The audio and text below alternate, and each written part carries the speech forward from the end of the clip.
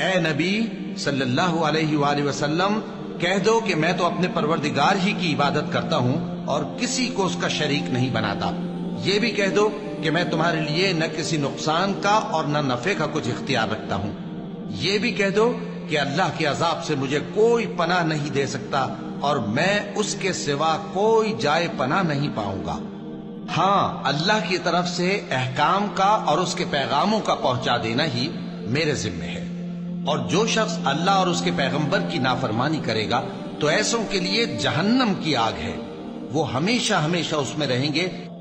کہہ دو کہ میں اپنے فائدے اور نقصان کا کچھ بھی اختیار نہیں رکھتا مگر وہ جو اللہ چاہے، اور اگر میں غیب کی باتیں جانتا ہوتا تو بہت سے فائدے جمع کر لیتا اور مجھ کو کوئی تکلیف نہ پہنچتی۔ میں تو مومنوں کو ڈر اور خوشخبری سنانے والا ہوں۔ کہہ دو کہ میں تو اپنے نقصان اور فائدے کا بھی کچھ اختیار نہیں رکھتا مگر جو اللہ چاہے۔ ہر ایک امت کے لیے موت کا ایک وقت مقرر ہے، جب وہ وقت آ جاتا ہے تو ایک گھڑی بھی دیر نہیں کر سکتے اور نہ جلدی کر سکتے۔